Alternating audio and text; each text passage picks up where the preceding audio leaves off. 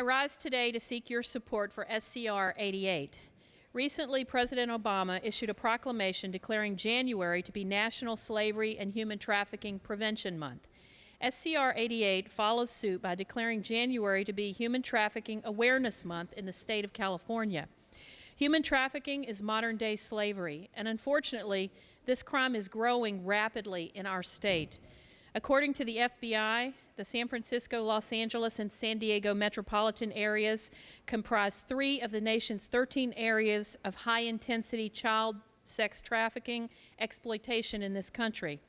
We also know that this crime occurs in cities and towns throughout California, and that the majority of child sex trafficking victims are actually recruited from our local middle and high schools. Just last weekend at a rally in San Diego, the U.S. Attorney for the Southern District of California, Laura Duffy, stated that in San Diego alone, human trafficking had increased by 1,000% in the past 5 years. The statistics are staggering and sobering. And this means that all of us must work together to solve this humanitarian crisis within our own state borders.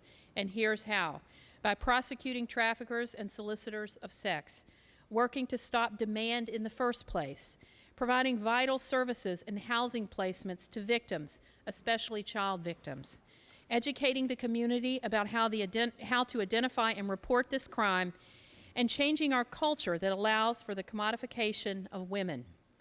That's why this resolution is an important step. It encourages members of the legislature to work together to eradicate human trafficking by raising awareness in our districts, by passing legislation, and by working to allocate funding to address the problem.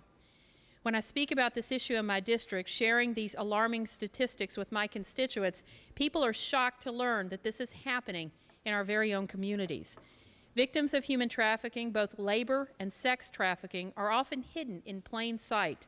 For example, labor trafficking victims can be found in nail shops, restaurants, hotels, construction sites, agriculture, and in people's homes.